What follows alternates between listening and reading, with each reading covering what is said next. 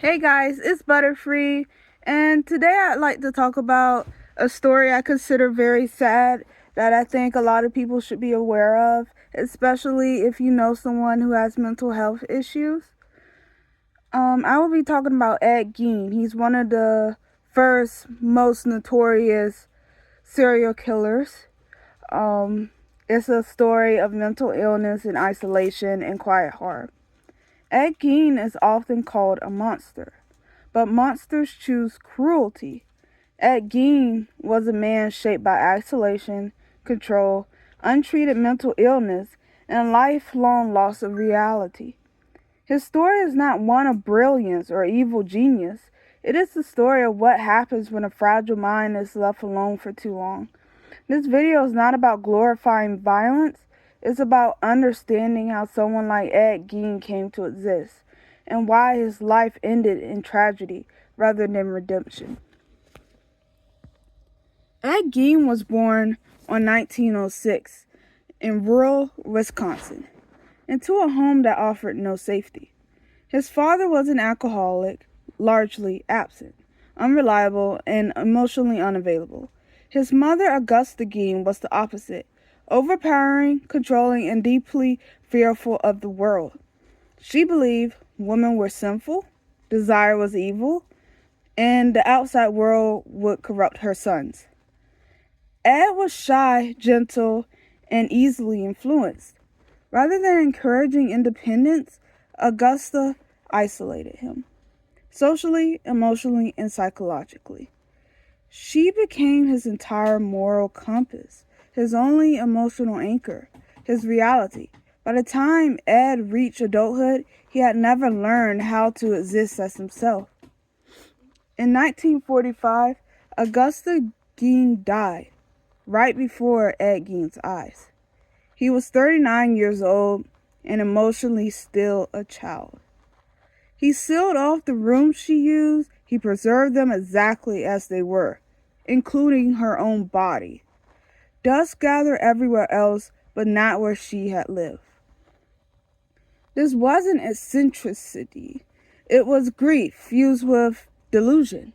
Without his mother, he had no identity, no moral framework, no way to process the loss and grief of her. This is where his mental illness fully overtook him. Ed Gein lived alone on a decaying farm near Plainfield, Wisconsin. I'm sorry, guys, Wisconsin.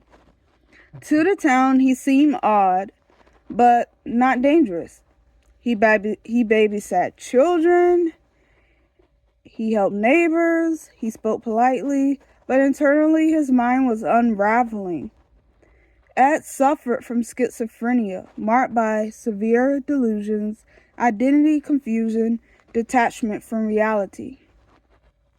He began visiting graveyards, not out of malice, but obsession. He sought women who reminded him of his mother, not to destroy them, but to reconstruct something he had lost. This does not excuse his actions, but it explains their origin. Ed Gein was responsible for 2 confirmed murders: Mary Hogan and Bernice Worden. There was also a rumor that he had killed his older brother, but I believe that has been proven to be not true. The story behind that, his older brother was in the farm and they were horse playing and he supposedly knocked him upside the head.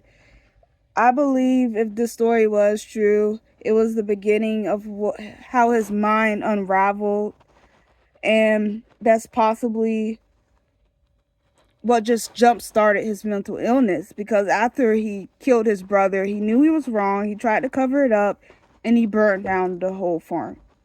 But like I said, this may not be a true story. Anyways, what they found was shocking, not because of violence alone, but because of intent. Ed was not driven by rage, he was not hunting, he was not seeking dominance. He was trying, incorrectly and tragically, to cope with identity loss and psychosis. Many of the items found came from graves, not victims he murdered, This distinction is important because it reveals the depth of the delusion.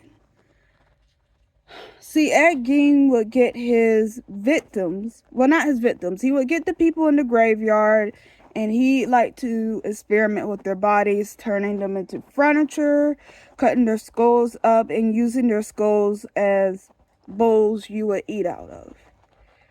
You could probably find some of this stuff on the internet, but I prefer not to include any of those photos because they are very graphic and disturbing.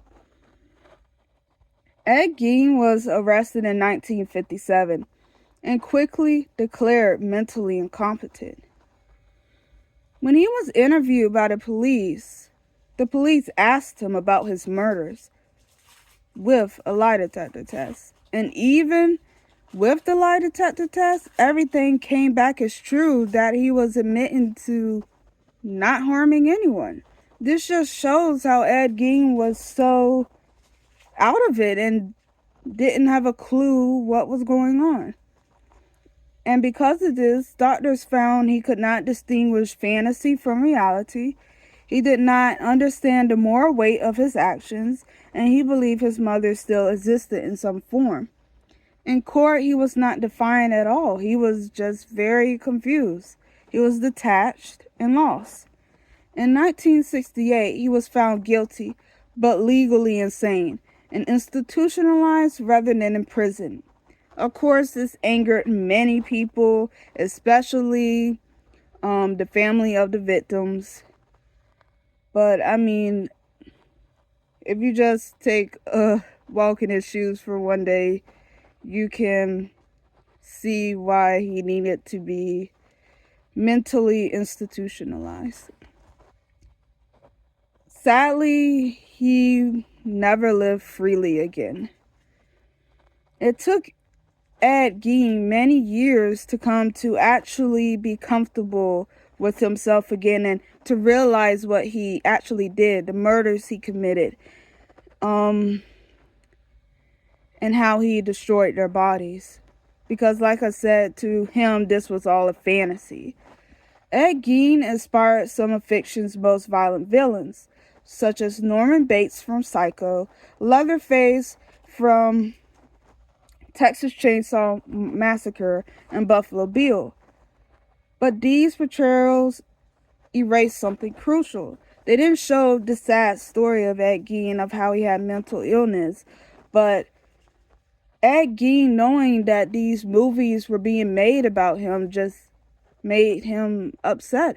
He didn't want to be portrayed as a murderer, and he would literally get people who murdered after him, who looked up to him and were inspired by him, who want to be just like him, and he just didn't see himself like any of those people.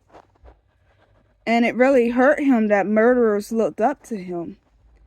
And he was dealing with all this while dying of cancer. Ed Gein was not a calculating predator. He was mentally ill man felt by isolation, lack of treatment, extreme parental control, a society unequipped to recognize psychosis early. His story became entertainment, but his life was not entertainment. It was decay. Slow, quiet, and preventable. Calling Ed Gein a monster is easy. Understanding him is harder and more uncomfortable. His story forces us to confront how untreated mental illness, isolation, and grief can twist a person beyond recognition. Not all horror is loud.